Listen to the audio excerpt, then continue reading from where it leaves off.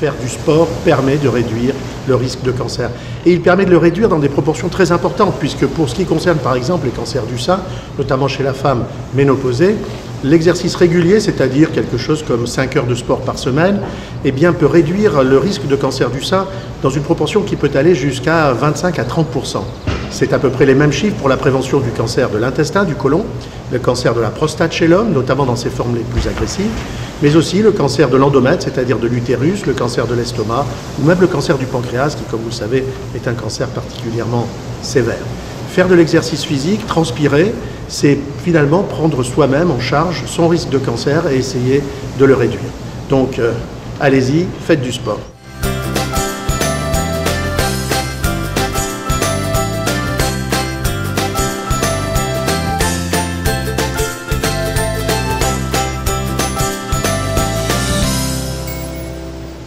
Cette activité physique doit faire partie intégrante de notre mode de vie.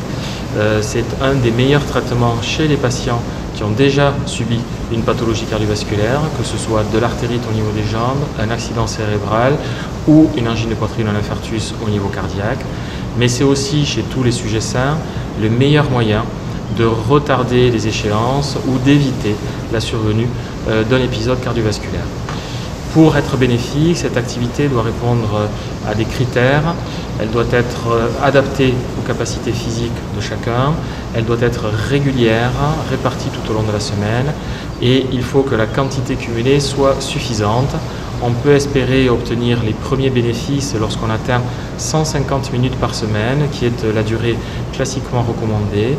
Donc ces 2h30, on peut les répartir en 3 ou 4 séances par semaine de 40 à 45 minutes.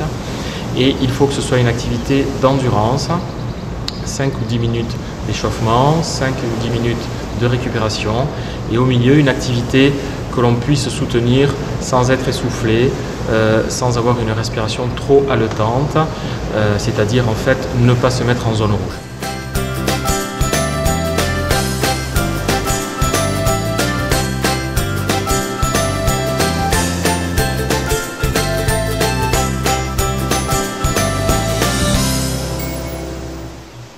On a acquis sa masse osseuse à l'âge de 20 ans et ensuite on ne fait que éviter de perdre de la masse osseuse.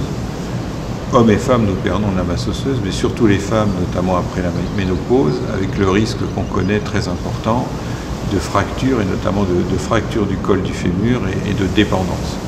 Donc quelles activités physiques faut-il faire? Tout ce qui est porté, donc la marche, la course, mais surtout ce qui est important aussi, tous les phénomènes vibrés, donc sauter, danser, faire du volleyball, faire du basket, mais de la gym, et de la gym volontaire, où il y a des activités même pour les personnes âgées, et bien là, c'est aussi un facteur très important d'entretien. Donc d'un côté, par exemple, on peut dire, on fait de la natation, on fait du vélo et on entretient sa fonction cardiaque, son cœur, ses artères, et de l'autre côté, on marche, on saute, on fait de la gym, et on entretient sa masse osseuse et on prévient la perte osseuse.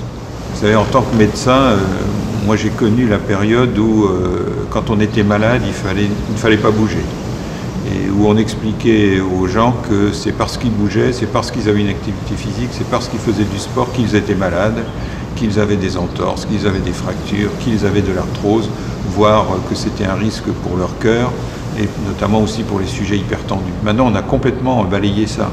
Toutes les études menées dans le monde entier dans les 5 et 10 dernières années, et elles sont très très nombreuses, montrent exactement l'inverse. C'est que c'est la sédentarité qui est un danger majeur pour notre société et que le sport et l'activité physique, c'est un excellent médicament. La preuve d'ailleurs, c'est que l'Académie de médecine vient même de recommander et même de proposer éventuellement de rembourser l'activité physique. Même sans aller jusque-là, c'est ce message-là qu'il faut faire passer. Ayez une activité physique régulière. Elle n'a pas besoin d'être intense. Il suffit de marcher une demi-heure par jour. C'est rien une demi-heure par jour. C'est abandonner sa voiture à un quart d'heure de son lieu de travail si on travaille. C'est aller faire ses commissions à pied. Donc ayez 30 minutes d'activité physique régulière par jour. Ayez une activité physique qui vous plaît, parce que ça c'est quelque chose d'important. Et vous êtes certain que vous lutterez contre un certain nombre de maladies, que vous préviendrez certaines pathologies, que vous guérirez mieux ou que vous supporterez mieux les maladies dont vous êtes malheureusement victime, et ça arrive pour tout le monde, et que vous aurez en vieillissant une meilleure qualité de vie.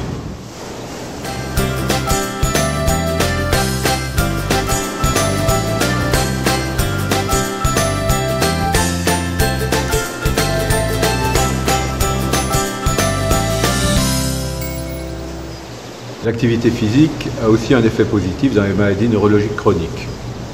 Elle améliore des fonctions comme l'équilibre, la force musculaire, la fonction cardiovasculaire, mais elle diminue aussi la fatigue, qui est un problème majeur dans beaucoup de ces maladies, et elle diminue même le déclin cognitif.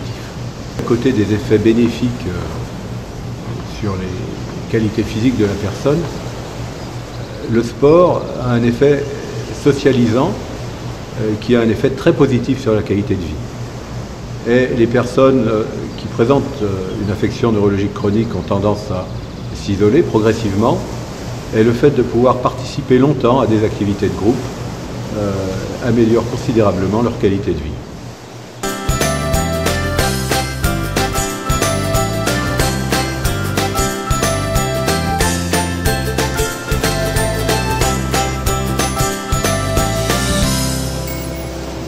Tous ces gens, tous ces Français, tous ces patients qui sont gênés par l'apparition de facteurs favorisants ou qui ont déjà des pathologies chroniques, j'ai un conseil à leur donner, c'est aussi de se prendre en main eux-mêmes, de demander conseil aux professionnels de santé existants, les médecins, les kinés, les infirmières qu'ils ont autour d'eux quand ils sont dans l'interrogation.